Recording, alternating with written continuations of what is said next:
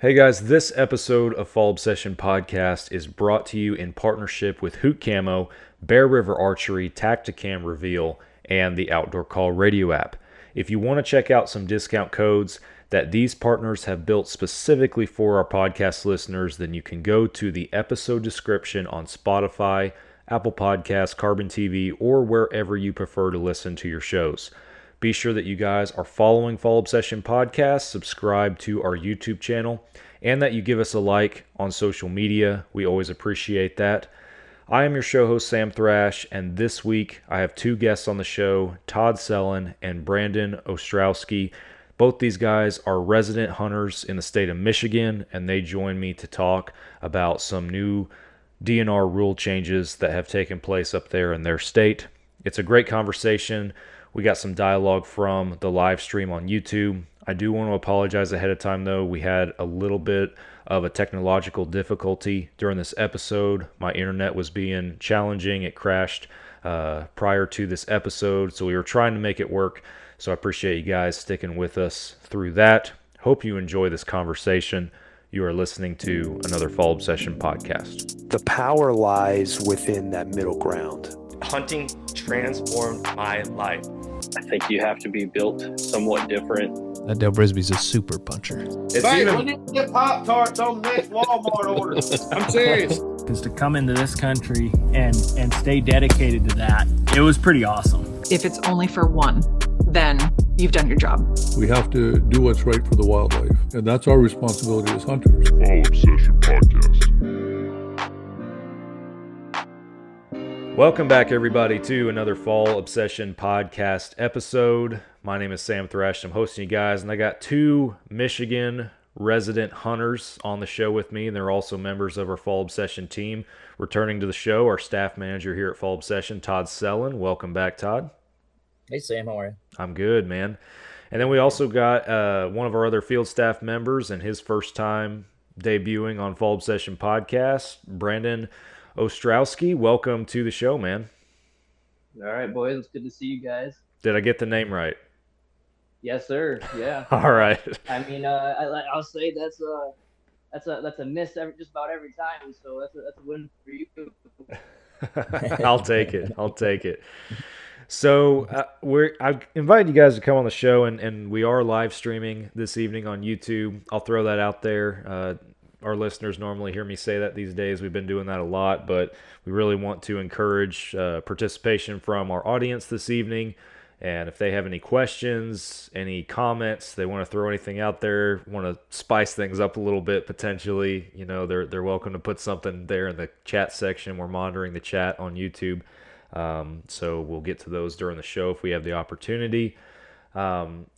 Brandon, I invited you guys to come on, and I wanted to do this episode, one, because I'm trying to put some spotlights on some conservation issues that they're not any less important, but they're not necessarily in a big spotlight like some of these other things that we're seeing throughout the country right now.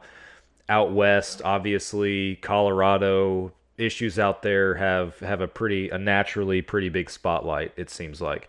Whereas, stuff going on in Michigan, that might not be the case. Not everybody is aware of that, but I feel like this information is educational. I feel like it's a good conversation to be had. I feel like it's stuff that's applicable to other states and other areas, whether from a legality or a law, a resource management standpoint, or just from your own personal management efforts on wherever your hunting property might be, if that makes sense. So,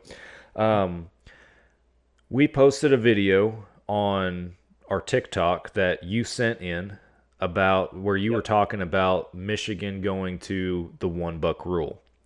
So I did, yep. For our listeners, give us an overview of what we're looking at as far as Michigan making that change from the $2 to the $1. I mean, for me, in my personal perspective, I wanted to get everybody's opinion on it. I know I talk to a lot of Michigan hunters out there. I like to stay engaged with people, gather information and gain some knowledge among my peers. But for me, it started off with I was going on social media, and it seemed like everything that I was seeing was arguments back and forth, agreements back and forth, and I kind of just absorbed it, took it all in. And even though I wanted to chime in here or chime in there, I was like, I'm wasting my time, I'm wasting my energy. Why not just come out with a video about what I think? I'm not saying that I'm right. I'm not saying that I'm wrong. It was just an opinion. I thought obviously it was going to get people were going to like it, people weren't going to like it, but that's the whole point of it, right? Is to get that engagement. And really, all I wanted was a peaceful, you know, uh, just like a peaceful little debate on what everybody thinks. So that's what I did. Seen quite a few people that agreed, quite a few people that didn't, but that's why we do this. So the rule as it stands right now is that here in Michigan, you can, as you mentioned, we can shoot $2, Yep. right? Yep. Even next year, because the new rule doesn't even go into effect until the fall of 2027. So Yes. We can get a combo tag, a combination tag, where it has two buck tags on it. And the first buck is you can shoot one of any size. You can shoot a spike if you want. You can shoot a 12 point if you want, whatever. But the second tag is restricted, meaning it has to have 4 points or more on one side. And so that's the $2 that you have. Now you can also just get a regular buck tag. Again, there is no restriction to it. But once you shoot that, I mean, you still have another buck tag you can get, but it's more of a restricted one. Yep. So along with that, as a private landowner here in Michigan, I can get up to 10 antlerless tags. So I can get 10 doe tags on my property. And if I don't use my combo tag or my buck tag for a buck, I can use those for a doe. So potentially I could shoot 12 does myself. Absolutely. Yeah. Or $2. I mean, or $2 and 10 does. So right now. So the change for the $1, just again, we're just kind of going over rules, just not thoughts and opinions. I know we'll get into that as we talk more and more here, but the new rule is the combination tag is now going to turn into a buck and a doe tag. So the combo tag is a buck and the doe tag, and there's a restriction on it where it has to have 3 points or more. Right.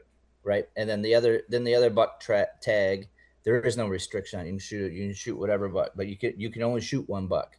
So if you get just a solo buck tag itself, you can shoot whatever size buck you want to shoot. But if you get the combo tag, it has to have 3 points or more, and then the other one is used for a doe. Right. Yep, you got it. Yeah. There are some areas here in Michigan where they're piloting a earn a second buck tag.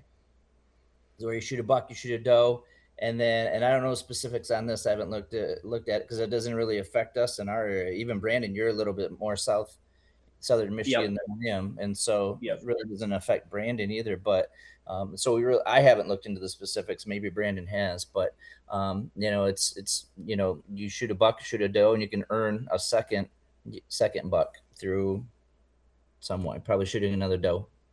Yeah, and I know sometimes they make it so tricky, right? Because what happens if you have property both in southern Michigan or up a little bit higher where you might fall into two different categories? So, I know there's going to be some speculation and some questioning on that. So, I would like DNR to kind of come out and explain things a little bit more because it is all kind of tricky and confusing, especially when they start dropping new laws and regulations. So, but for the most part, you just hit everything on the head with what's going on here in Michigan. So lots of changes. Yeah. Doesn't Indiana do the earn a buck tag? There's another state up there close to you that does. Yeah, Indiana does. Okay. I think Indiana.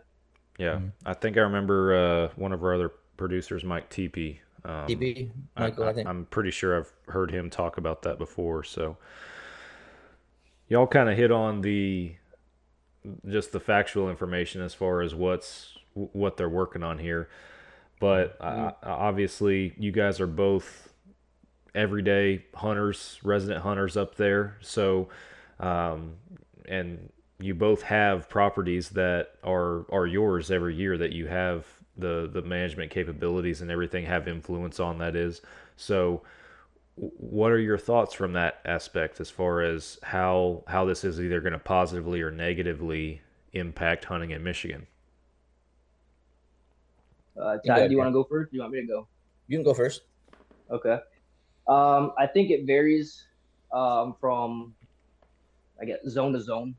So down here in southern Michigan and most parts of northern Michigan, it's kind of the same. But when you get up to, the UP, it's, things are a little bit different up there. There's harsher winters, deer herds a little bit different. So I don't think that everything should apply to the whole state of Michigan, which I think the DNR has kind of acknowledged that through the different tags and what they're going to be doing there. But at least for the southern part of Michigan, I personally think that it's only going to benefit the deer herd.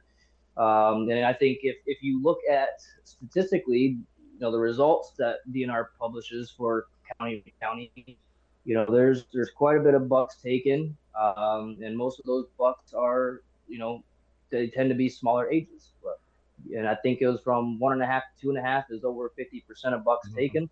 The number of does are not being accounted for either. So that's going to create imbalances in the deer herd. And so when a lot of your younger bucks are being taken, and then you have a high amount of does still, being able to reproduce year after year, yeah, I think it's going to throw a big wrench in things. So I've been asking DNR every single year since I've got on the private land when they would do this, because I thought it would really, really help. But nonetheless, I'm glad to hear that they're listening or wanting to try something, right? I think even if we don't agree with what the rules and policies are, most of us hunters can agree that something needs to be done. So, I think it's going to be good.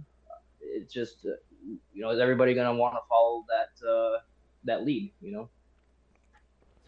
Well, in the UP, the Upper Peninsula, they can still shoot 2 bucks. So they can. Yep. Their rules haven't changed up in the UP. So because of what Brandon had mentioned, because they have harsher winters, because they have higher rates of predation with the wolves up there, and so on and so forth, and we don't get. I mean, we're starting to get some bears, but I mean, bear don't actively seek deer, So, but from the 1 buck rule gained a lot of traction because you had more and more people wanting to see bigger bucks. We wanted to make Michigan a destination that people want to go to shoot big bucks, Absolutely. And I think this is a good step to getting to that point. Are you going to still have younger bucks shot? Probably. Oh yeah. Am I going to shoot one? Possibly, just depends on how the year is going. You know what I mean? Because I'm a meat hunter first and foremost, but sure. Certainly I go out there looking for that big buck. And, I always go through, archery season looking for that big buck. But if I have a crack at a doe, I'll take a shot at a doe. Once I, or if I know there's a big buck in the area, I'll hold off until I get a chance at one, or I don't think he's even around anymore. And then at that point I look at, what opportunities do I have? Especially during gun season when they start to really get pressured. Man, this past year was really, really tough for me. I've always said it, man. As soon as it hits gun season, I mean, it is it's good luck. I mean, you literally have to be in a spot where there's no hunting pressure and deer are going to you. If not, it's one difficult task to punch and tag in for sure. So in that sense, to be restricted to a 1 buck in that point, for example, and you need to put more meat in your freezer, but that kind of ties your hands. You know what I mean? Sure. So like I said, I always try to get that big buck. And then, a couple years ago, I ended up shooting like 7 deer. I shot 1 buck and 6 doe. And then me personally on my property, I've always been, you shoot a buck, you got to shoot 3 does. So it's a 1 to 3 ratio. So if I hear my neighbor shoots a buck, for example, then my focus are on trying to get those 3 does because there's a buck that's been taken out of this area. Again, you're looking for the balance in the herd, right? And so that's just kind of my own personal thing. So this rule for me really doesn't impact the way I hunt in that I still try to shoot bigger deer, mature deer. I try to shoot 8 points or more. Have I shot 2.5-year-old 8 points in the past? Yeah, I'm sure I have, because I had an opportunity. Well, actually a couple years ago I shot that an 8 point that was about 2.5 because he was limping so bad on his leg, so I thought, you know what, I have to. He's hurt. I have to. And so younger deer, but hey, it is what it is, but last year, for example, I shot a nice little 8-point out here, and then first day of rifle season, I shot a doe, and then I donated that doe thinking that I was going to have a similar year to the year before. I didn't see another deer the rest of the time. Yeah, that's crazy. Yeah.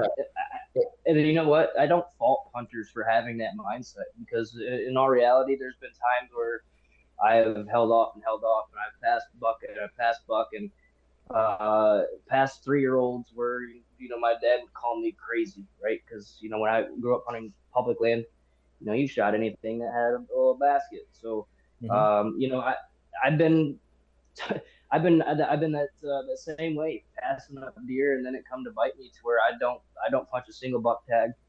And does it suck? Yeah, it does. But ultimately, that's the name of the game. You got to roll the dice, to win big. But it's why they call it hunting and not killing. So it's all fun and whatnot. But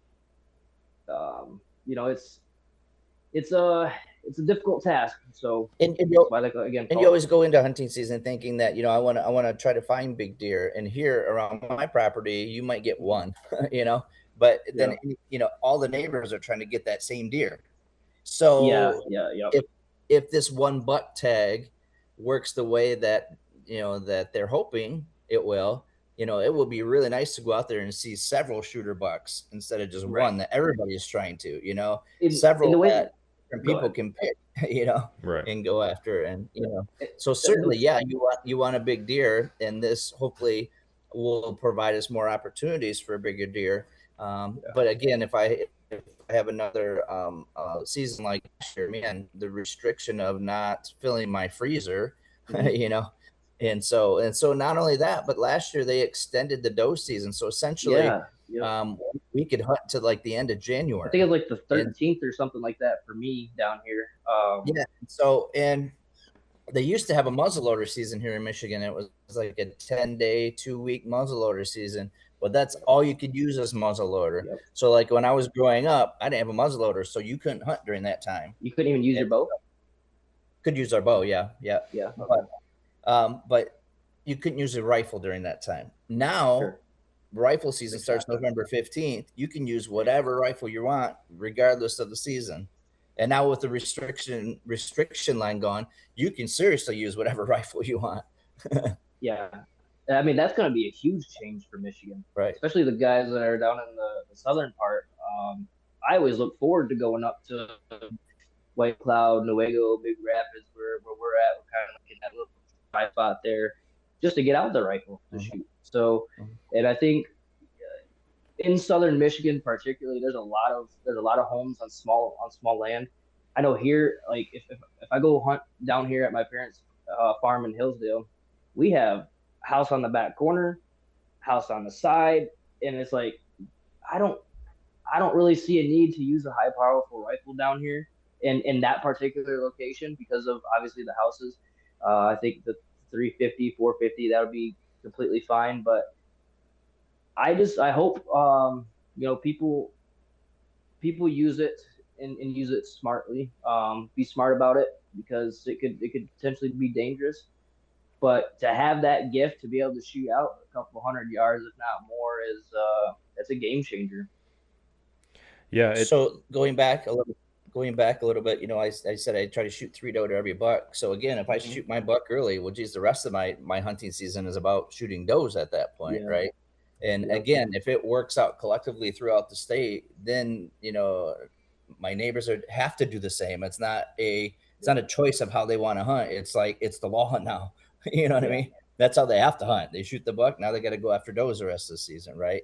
And so on. And maybe they do already, but I like it in that kind of balances out. It forces people to balance out the herd as opposed to going after just bucks, Yeah. I wish that they would do something like give hunters more of an incentive to take out the doe, like like to earn the second buck tag if they're gonna do that. Do something to where it entices people to be like, okay, that's worth taking out, a doe or two for this or that. And unfortunately, I think a lot of us hunters have been so focused on buck, buck, buck, buck. We need a buck. We need a buck. That's gonna be our season. If we don't get one, it's the end of the world. Um, I think we just need to shift to, and not everybody is like that. Not everybody thinks like herd management, deer management. So I understand that. But the number of does that we have in southern Michigan is absolutely crazy. But yeah, I don't know. Maybe there's some room to tweak some things around, but it's gotta be something. I think I've talked to you about this before, Sam. I can sit out in my field early in the season and see 50 deer and maybe 2 bucks, Yeah.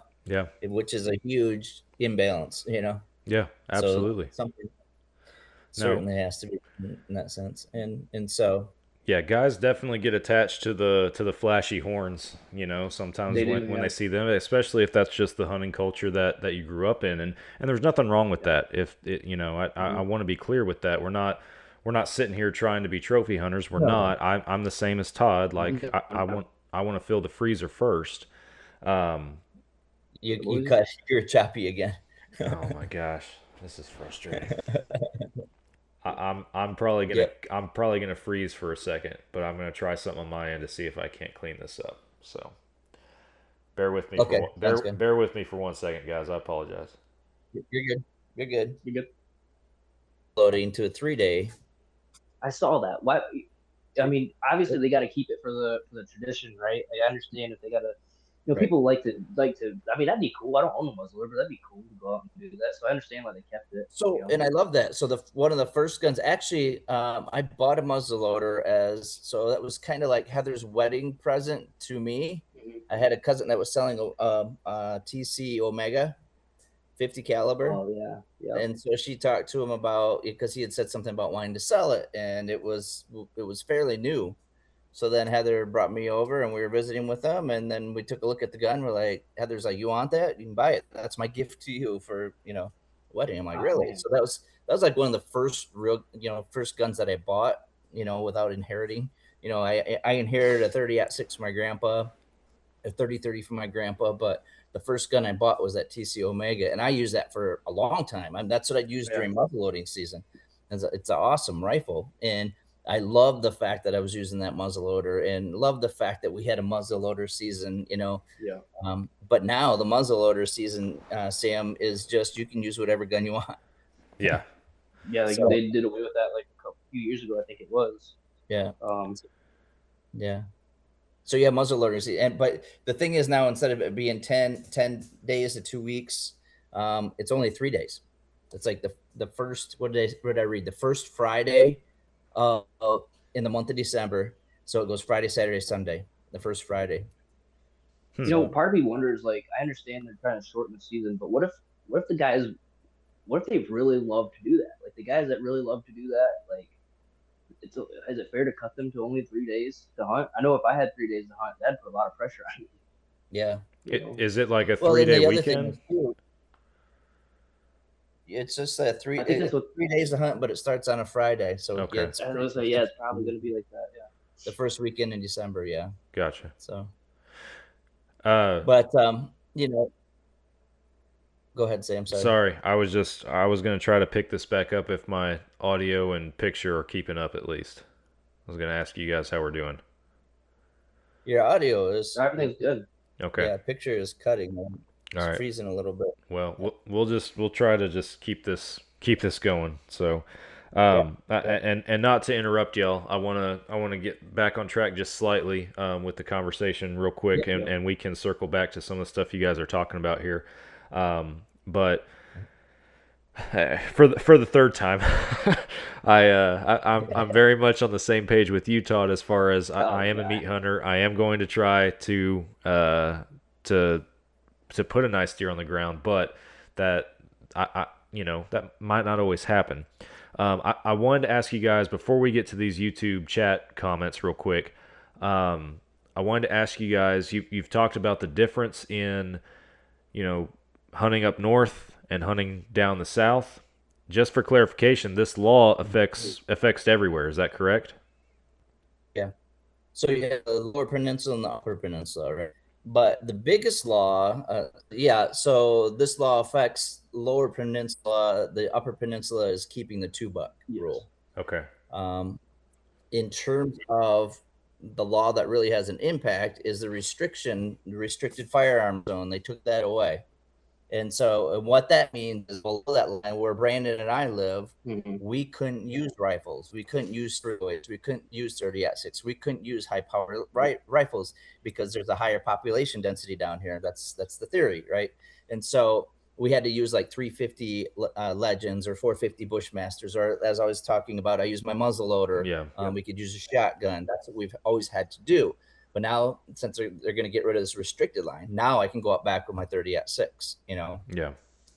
And the kicker is, like Brandon mentioned earlier, I can sit in my tree stand and see my neighbor's house. Yeah, that's me too. Which is about 600 or 700 yards away, but a 30-06 could reach it.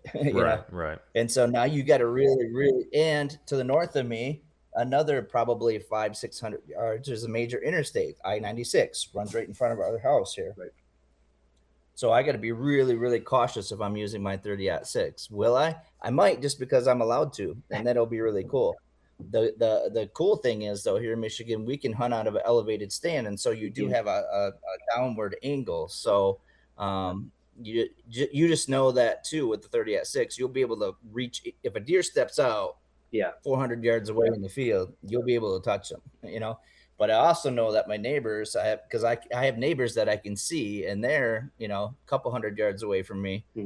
I know that they'll have high-powered rifles too, and so that's where it gets really tricky. And so it's really cool that has gone away, because I've always wanted to hunt out here with my big rifle. But you have to be a little more cautious, I think. I was thinking about this the other night. I think that's where we really need to just go to our neighbors. I know that's what I plan on doing, because I have a house that almost borders, within 100 yards of the property line. And like you said, my stands kind of face that direction a little bit. I know for me, I don't know what I plan on doing, but I plan on going to them and being like, hey, look, this is where my stand is. Obviously, with these high powerful rifles, I don't want an issue. If I'm in this stand, because you guys are literally, I can see your guys' house plain today. If they're out, having a bonfire while I'm hunting, I mean, I could almost hear them word for word. Right. I think that's where you got to get with your neighbors, and kind of figure things out. Use your brain, be smart about it. Is taking a big buck with a high powerful rifle worth it when potentially something can happen behind behind the target. So I hope to God that people are just able to like take back and see that perspective of things, because it could be dangerous pretty quickly. And I know for me, based on our property setup down here in southern Michigan, 350 or 450 is pretty much all I would need. But obviously, I don't have the big tracts of land where you're hunting 100-acre farm fields and you can, push that way out there. So I just hope the hunters kind of take their situation and, be smart about it. So I'm curious to see what everyone's going to do. I know it's got to be a huge topic. What do you do?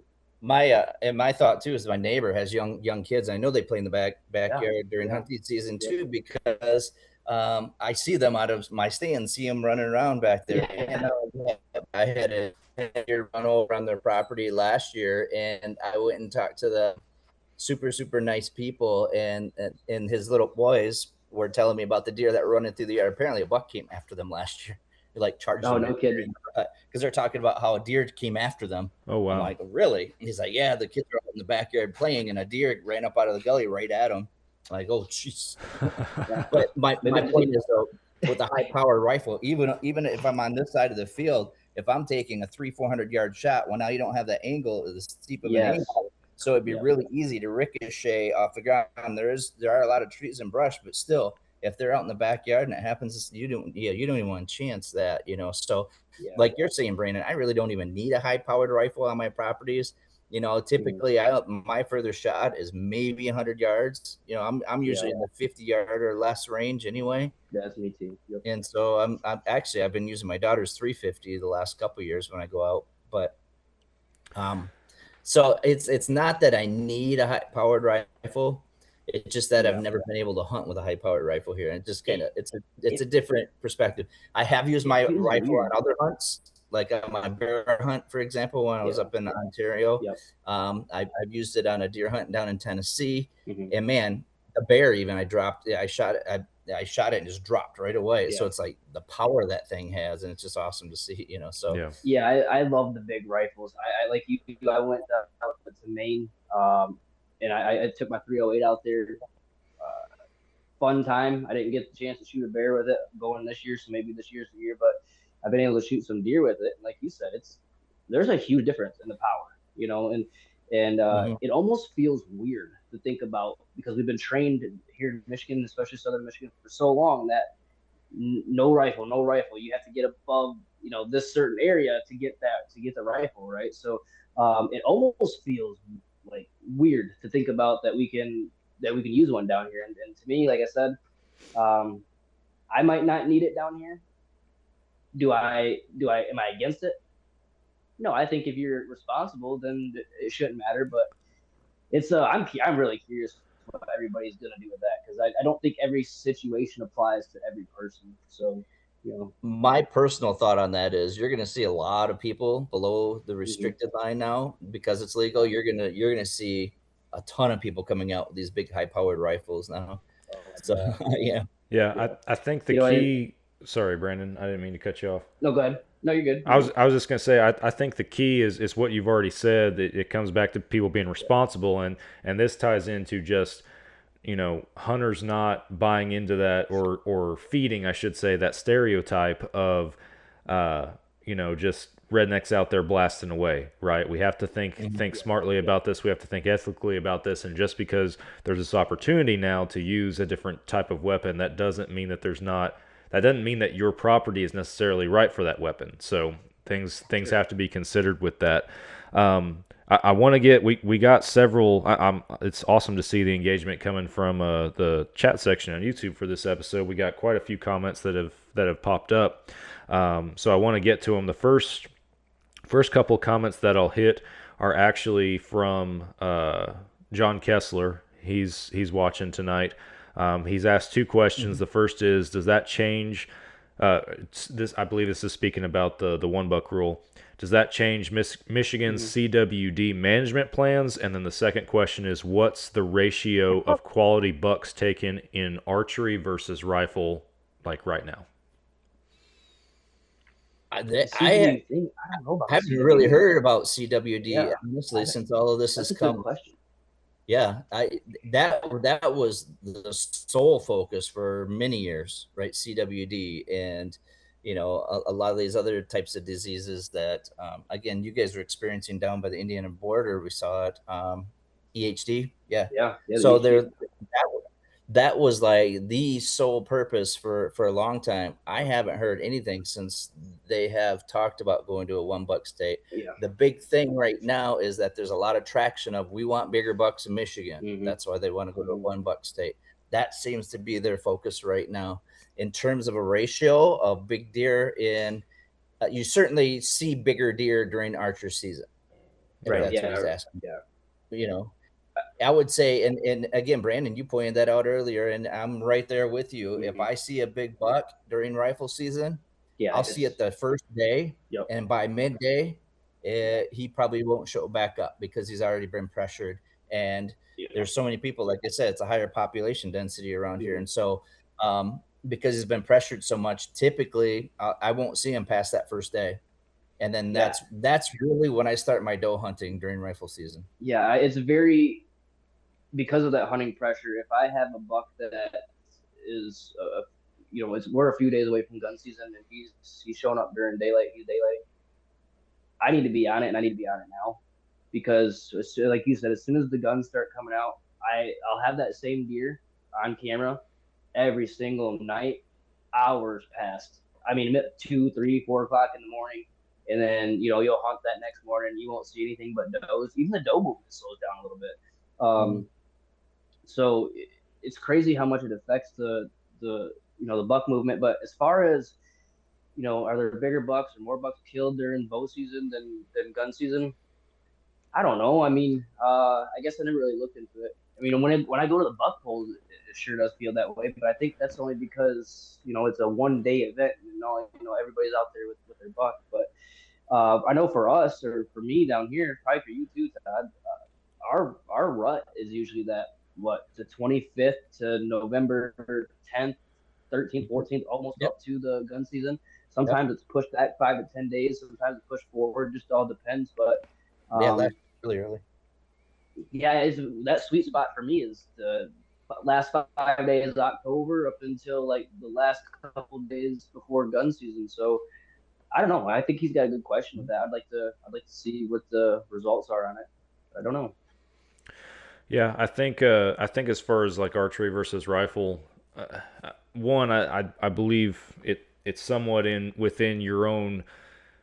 It's relevant to your own world that you hunt in, right? And everybody's gonna be a little different. If you have a very large property, for example, that you have the management rights to and everything, then it could potentially be what you want, right? If you let a deer walk through archery, you will probably see that deer in rifle. If you have a smaller property and you're competing with hunters on the outskirts, right, there's more of a likelihood that once that bow season closes that you're not going to see those deer. And I know, like down here in Texas, the difference in the bucks that we see, at least on our cameras and everything, and sometimes that we see on the hoof in October versus the end of November is typically a lot different. And it's not an incredibly pressured area, but there are other hunters around us, and we have 800 acres we have management rights to, but still the deer don't stay on those 800 acres necessarily, especially during the rut. So I think that it really depends on your property specifically. We have another gentleman on the YouTube channel that's commenting. His handle is Zach the Youper.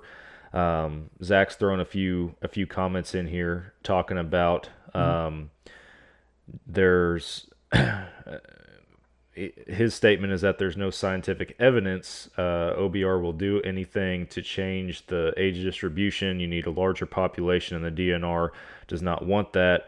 Culture of hunting in Michigan is filling a freezer, not shooting a booner, and too many 85-inch 8-points hanging on walls to grow big deer. And he talks about he's been hunting for 20 years and has only taken 4 bucks in that time frame by choice, is how I read this. And his next comment is, I don't think any more restrictions should be put on my hunting rights without scientific data. So I wanna talk with this, and this is kind of going back to some of the stuff that we were saying at the beginning, as far as I understand that there's different personalities. Brandon, I know that that there's different thought processes on this whole thing. You were fielding did a very good job of fielding comments on TikTok a couple weeks ago with that video. Anywhere from people in complete agreement with you all the way to people telling you that you were full of crap, and anywhere in between. So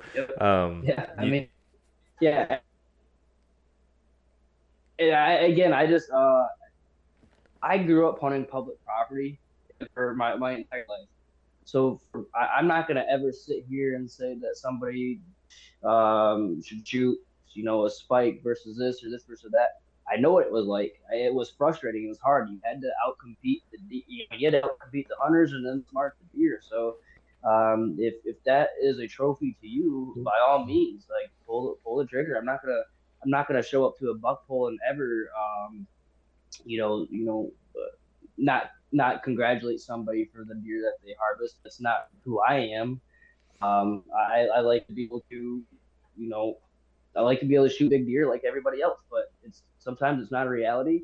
And he's right though. Like you shouldn't hunt just for the antlers, right? And I agree with that completely. We hunt because we love it. We hunt because it gets us an escape out of reality. The camaraderie, everything. So I personally don't care what you shoot and what you want to shoot with your 1 buck tag, but for me, and I think my dad has the same thought process, and just our property in general. It doesn't apply to everybody's property. Is we're going to try to live by this standard, and I know that doesn't apply to everybody, but to teach your own, man. Like doesn't matter to me. I just everybody's situated, you know.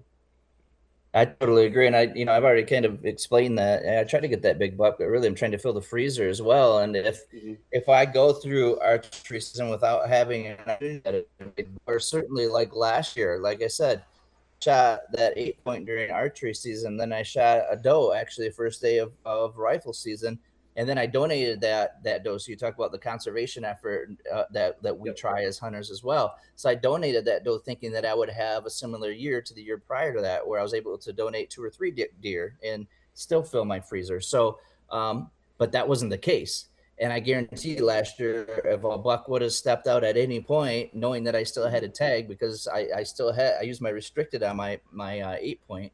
And then I could have shot anything I wanted with that, and I guarantee if I would have had an opportunity, I probably would have took it just to put more deer in the freezer. Because like I said, we live off of deer and absolutely, we have to get at least 4 a year to feed the family. And I got 1 last year. And and again, I've, people who don't, understand that, I like to be able to, manage my deer herd and let the bigger deer go. That doesn't mean my neighbors are necessarily doing that. I don't fault them for it. They can hunt wherever they want. They can do whatever they want. To me, it doesn't matter, but it's all personal perspective. But I've gone many, many, many seasons of not being able to shoot a buck, whether that's public property or private property, because of being selective. And I have taken out doe after doe after doe. And at the end of the year, I'm still satisfied because, one, it's feeding my family. I'm out in the country, it's beautiful out there. The sunrises, the sunsets, the nature, right. I do think the big buck, name, especially in the TV world, it shapes the minds of hunters to think that that's all you need to do. That's all you need to do. Yeah. I mean, do we all like to shoot big bucks? Yeah.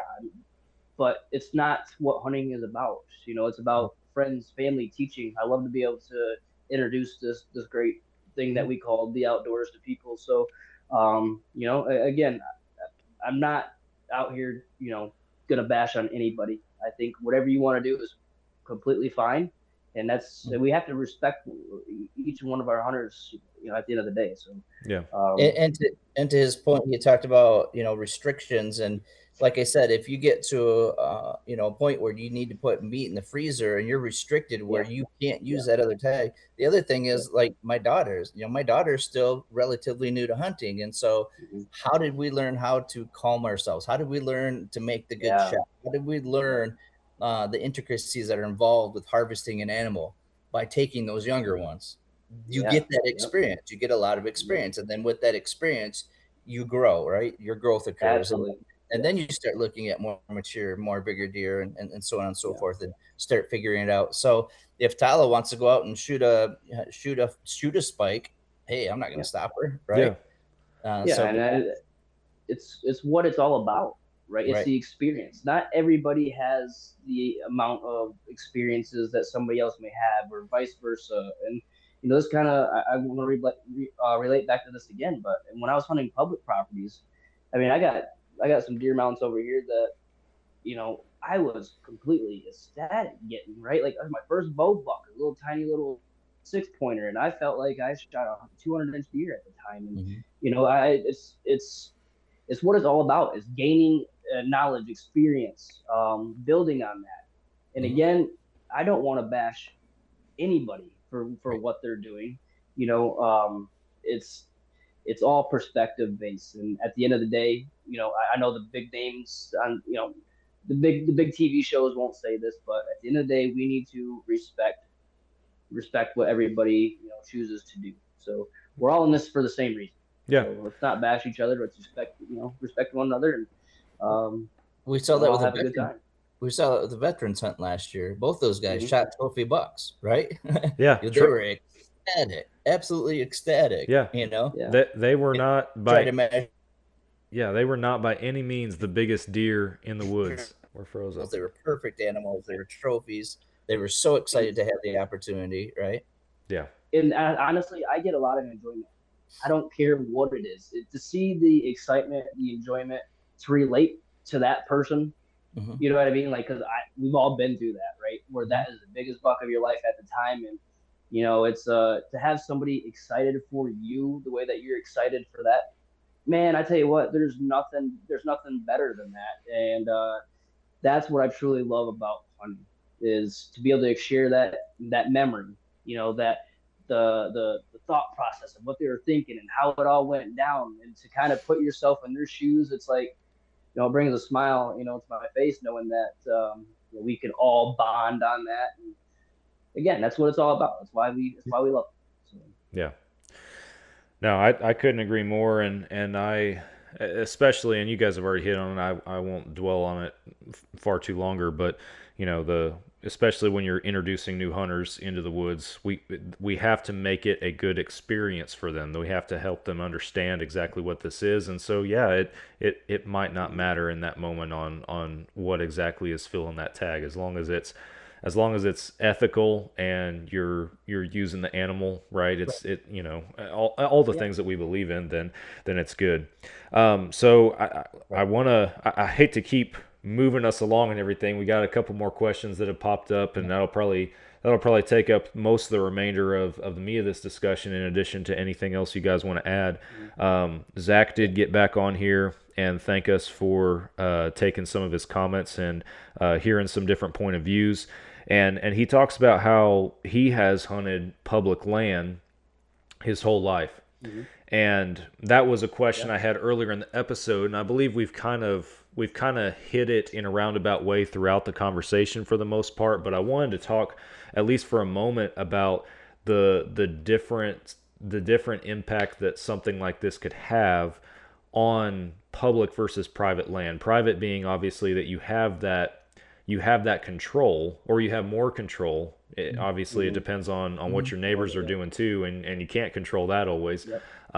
But with public, it's more of an more of just the opportunities that you have, and you can't always be as selective on public land. And I think you guys have already hit on it as far as like if you're hunting public, you might have one buck tag now, but when the opportunity presents itself, it's still there for you to capitalize on. So, Whereas with the restrict on 3 on one side, you might not see that on the public land. You know what I mean? Yeah. For a few years, if everybody's following the law, and you still have the single buck tag where there are no restrictions on point sizes and stuff like that. So you'll have quite a few hunters, and I could see probably hunters on public land getting that tag instead of the combo tag.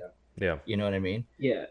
It's if you I know most of us probably have, but if you've never hunted public land here in Michigan or anywhere else, you go out there during gun season, good luck. Yeah, good luck. You almost need a boat to take down a backside of a lake that pops into like some big old ridges down in a swamp where people don't want to walk 3 or 4 miles. But I've been there, man. I've done that. I've walked miles upon miles to get back in spots just to sit down and see a hunter come on trampling on through. So for all you state land boys out there and girls, I know how frustrating it is, and I know you guys don't get the same opportunities as the private landowners, and I respect it completely because I was in your guys' shoes. So do whatever you want to do on public land, whatever makes you happy at that point. You guys don't have very many opportunities to sit back and let buck after buck go, and so by all means, do what you want to do. I mean. So I grew up hunting on public land, and I hunted with my uncle and my dad. They didn't really have the property. My grandparents did way up north, but it was, if we were going to do that, it was like a one weekend out of the entire year type of thing. But so I grew up hunting on public land, and when we would see deer, we would see doe. You'd see a lot of doe. You have a group of 10 come in. They're all doe, right? Back then, you couldn't shoot doe. You could only shoot bucks. And so how does this benefit them? Well, if they're still seeing only does, they still have the opportunity to harvest a deer because the emphasis is more on harvesting does than it is on harvesting bucks. So the numbers are there. You can harvest the does, right? And I don't think it really matters whether it's private or public. You're going to get opportunities. with the doe herd. And I think there is more of an emphasis on doing so, just because they want to knock numbers down and get the buck numbers up and get more quality bucks and that sort of thing. So I think that's going to be the bigger impact. They'll be able to harvest more does off public land as opposed to private. Because like I said, private, we can control it. I also think the other thing that's still in Congress right now is baiting. Oh my God, I'm glad that I was waiting for you to stop before I mentioned that. If I'm a public land hunter, I'm going to be so upset if I'm not able to bait, because that is unless you can find an oak tree that's, it's dropping like crazy and there's nobody else around it, or apples or whatever, like that is your way to bringing them in. And I don't care what you say. Like, if I'm a public land hunter and I'm not able to bait, man, that really stings, because what do you do? Where do you pull them from? So even on my private land out here, like I said, I got I hunt on the back 10 acres of our property is all corn. It's a huge cornfield. Yep. From one side to the other side, it's 400 yards all the way across. So a lot of times during archery season, I play the cat and mouse game. If they're hitting one side of the field, I hunt that side of the field. Then once they move the other side, so you're constantly doing that. It certainly helps if you're able to take some bait and spread it out in front of you, so you can, like you said, you can have more of a say as to where they're coming, or you can have more play involved there. The baiting rule right now has passed the House in Michigan. It's just sitting in the Senate waiting to move on from that point. And it did pass a number of years ago, but our governor vetoed it, so it was not. It didn't become a law at that point. So again, there seems to be more traction this time, simply because the emphasis of CWD and EHD has kind of the spotlight isn't on that as much. It's more so again on getting hunters opportunities to manage the herd the right way. I shouldn't say the right way. Some people will say, well, is there a right or wrong way? No, but what I'm trying to say is to meet their goal, and their goal is to get bigger bucks and make Michigan a state where people want to come and shoot big bucks, right? And to me, if I'm DNR, go ahead, Ted. My bad. Baiting will certainly help. And sitting on my backs, like I said, I could sit there for weeks, see deer, but not get him in close enough to shoot with a bow. And not only that, but now that we can use the high-powered rifle, like I said, I'm going to be really hesitant to take that 300-yard shot because you don't have the angle out of the tree. With bait, I can throw bait in a certain area to know I'm not going to be, I'm not going to risk injury. I'm not going to, what I mean? I'm not going to get a ricochet accident or, because literally, if I think about it, if I'm sitting on one side, I got neighbor hunting here, I got house here, and I got highway here. So it's like all in front of me, I have something, so. Yeah. And if there is any DNR officers listening in the state of Michigan, I mean, I know some of them feel for a lot of the hunters, where it's like, especially the public land guys, or even people in private land, right? Like, sometimes I'm not opposed to people baiting. I think if you spread it out and you do it, if you do it the right way, it's definitely effective. But if DNR wants more does and to be killed and to be managed, why not allow the baiting? That's going to allow more people, who don't have the opportunity, to get more opportunity, spend more money. It all helps Michigan's economy, right? We all know Michigan's economy is struggling. So those small mom and pop stores that are selling the corn and all the attractants, they're going to start making money. So I know they're looking at it from what could be the worst case scenario type thing, but I'm glad I'm not making those decisions. I'm just here to kind of here to listen to what people got to say and kind of agree with them, man. Like, gotta figure absolutely. it out. All right, so we'll get to this last question here, and this is kind of piggybacking on something that a direction that I was wanting to go.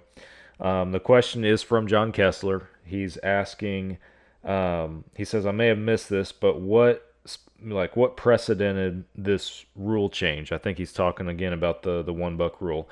Commission discussion, public input / surveys. He's kind of looking for a more detailed answer with that. And I was also going to ask something similar because Todd, in this episode so far, you've referenced a couple of times, kind of in passing, that that you want Michigan to be a state where people want to come hunt for big bucks, right? So is that the intention? Are you wanting to draw in more people from the outside, or are you wanting to build a better whitetail population, a better quality whitetail population for residents? I think they want to build a better whitetail population in general, and they want to increase their numbers. Our numbers have been on the decline for several years now, and so I think that they want to build a better deer population for not only Michigan residents but for others to come in and really enjoy it as well, because that's something that they've talked about. And John was asking what spurred this. Well, a lot of just public feedback through, like you said, through surveys, through asking the DNR officers, open forums, buck polls, open forums and stuff like that. It wasn't like when CWD became a hot thing. It wasn't, well, this is what we got to do based on what science is telling us and based on this feedback we're getting from the scientific community. This is the feedback we're getting from other people, regardless if they're in Michigan or not. They're getting it from, like I said, the surveys and just regular feedback from them. So. And again, I will add too, like, I wonder if a lot of it now has to do with the fact that, when we register our deer online, those numbers go straight into the county. So now they're able to see realistic numbers based on buck to does, how many. So I think with them seeing that information, along with everything that they're hearing, I don't know what took them so long, but my God, I'm glad. You know what I mean? Like, we desperately need some changes, and it's going to be a few different changes until Michigan finds something that works for them. But the fact that they're willing to listen is a huge win for Michigan. It's something that I know most of us have been begging the state to listen. So to have that instant feedback, I love it every single year. I'll go. I'm not really a numbers person, but it's weird when it comes to the deer and stuff like that. Like I love looking at the county for county, what they harvested and what their numbers are like. To me, it's kind of cool to see all that. So it's eye opening too. So I think the bottom line is they're trying to increase the number of hunters. The numbers going back up instead of declining for so long. Yeah. So, yep. And they think that they can do that by increasing a herd, and knowing that you come here, Sam, and want to hunt on one of our properties, you're gonna see a shooter, as opposed to right now you may see one, but you're gonna see some spikes. You're gonna see 4 points. You might see some 6 points. You might even see a 2.5-year-old 8 point. Yeah. But and I will say, I'll add on to that. I have a lot of buddies who haven't hunted in Michigan in years because of the fact that they would rather have property down in Ohio where they're seeing more bucks than they are does. They're seeing high caliber bucks. Your money goes further, I guess you could say. Like your opportunities are a little bit more. So to shoot a buck of a lifetime is for here is kind of like, no big deal down there. I would say no big deal, but it's a little different in those one buck states and the states that got it figured out. So yeah. It'll be interesting to see how it plays out. You did just remind me of something, Brandon, too. They did get feedback from our neighbors, Indiana, Illinois. I think they went to Ohio. They met with DNR officers in Ohio or commissioners in Ohio. So they did get feedback from our neighboring states as well, just to see, what the outcome or how this has changed their hunting, and conservation efforts, and how has it improved their numbers in terms of hunters and that sort of thing too. So gotcha. Yeah. So there has been some strategy behind it and everything, and not to call anybody out or anything, but I know like we've had one person engage in the comments so far in this episode talking about, there is no scientific evidence kind of backing some of these things up and everything. And I would argue otherwise, respectfully. Obviously, I get that everybody has their own perspective and their own opinion.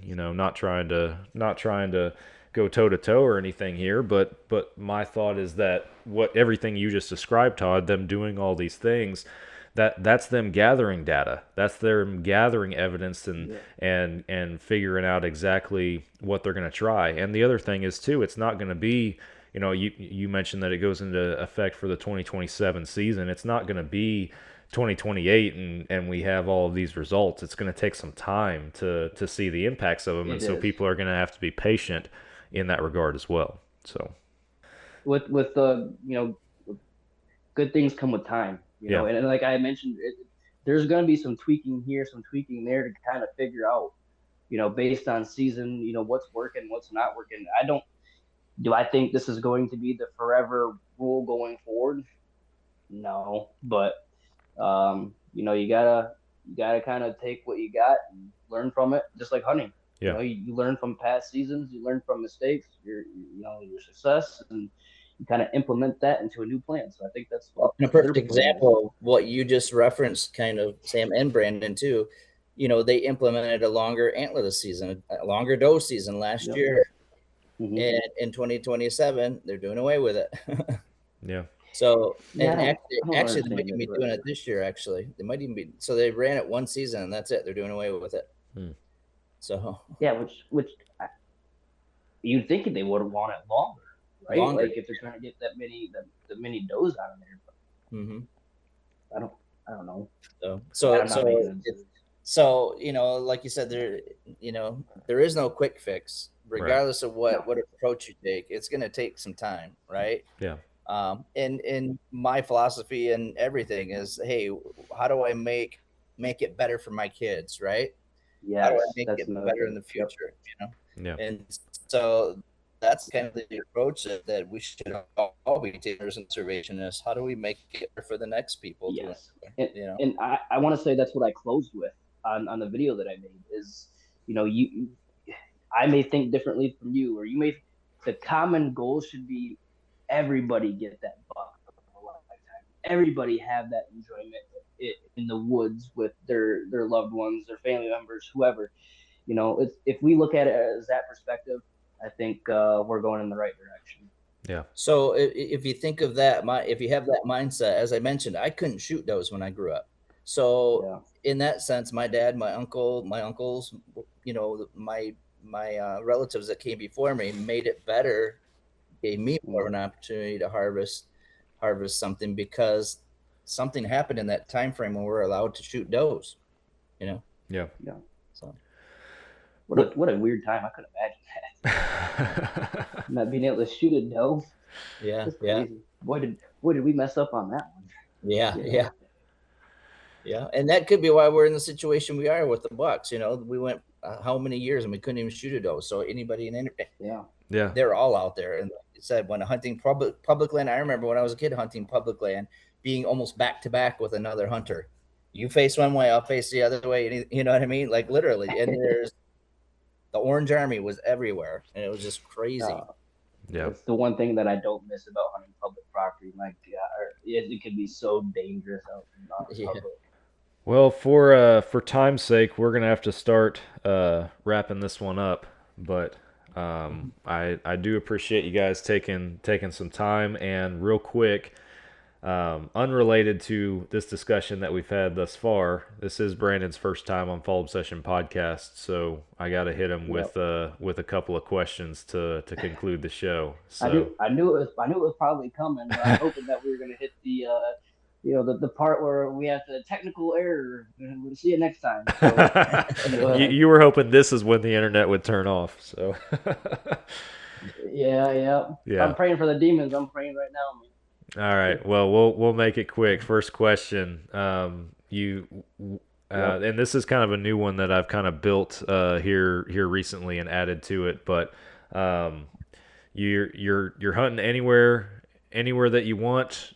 Tell us where you're hunting and if you're using a gun or a bow.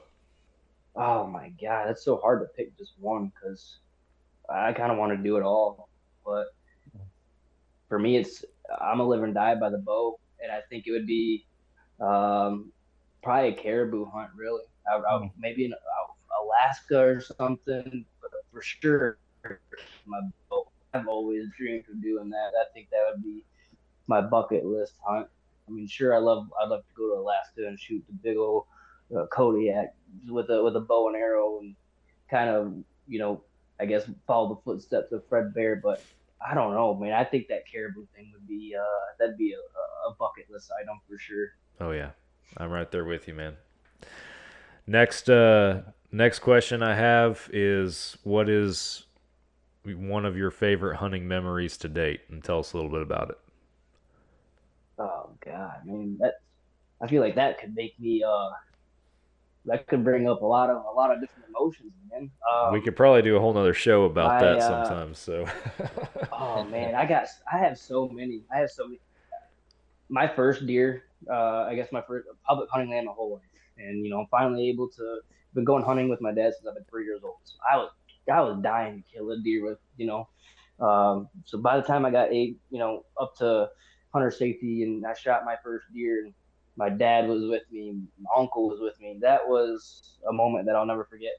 I'm looking at the picture right now, honestly, on the cabinet, and if it wasn't for my dad, taking me at the age of 3, I wouldn't have this passion. So that's high up there on the list. But if I have time to say another one real quick, I will say to watch my dad struggle through public property, watch us struggle through public properties, to get on a private and watch him kill his biggest buck to date with a bow and arrow. Not even mine, dude. I just that's a memory that'll 100% stay with me for the rest of my life. that's awesome, man. Very cool.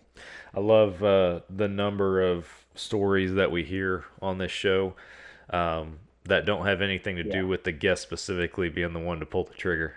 I think that's pretty cool, and it shows me that there's a true culture out there for outdoorsmen and women that, kind of like you've said multiple times in this podcast, that it's not just about what's on your wall or even sometimes what's in your freezer. It's about the experiences and what you're creating out there for your friends, family, and future generations. So I strongly and wholeheartedly believe that for sure. So, well, guys, thank you all for taking the time. I hope we covered all the bases. Is there anything that we didn't really touch on that we need to throw out there real quick as we walk out the door? Because I know we hit it pretty hard for a while. So that's that I can't think of anything, but I know somebody's gonna say something and it's gonna trigger something. I'm like, oh man, I'm gonna have to reply back to that. I'm gonna have to do that. But the only other thing that I thought of the other day, and we'll have to do research on, is how does it affect the non-resident? How do these tags affect the non-resident?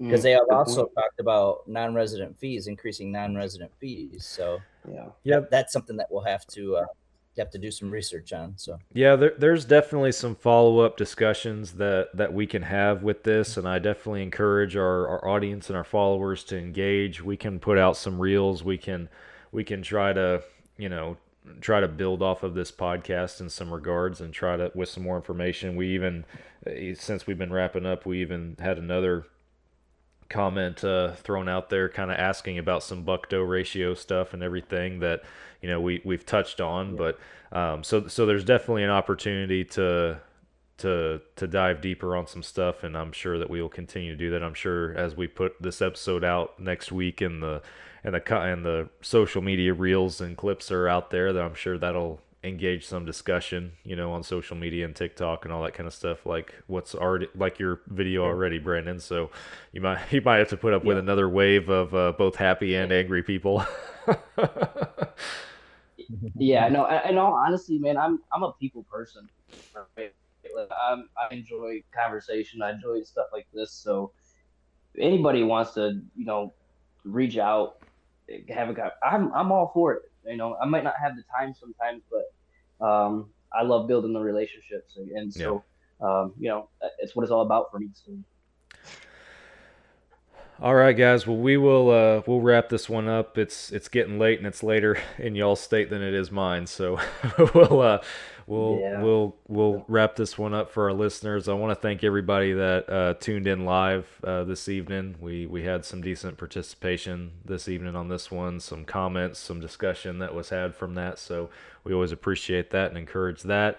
more to come, I feel like, on this one, and definitely going to open up some cans of worms to some other discussions. That'll be good. But appreciate you guys taking the time amidst busy schedules and going a little late this evening with me on Fall Obsession Podcast. Thank you guys.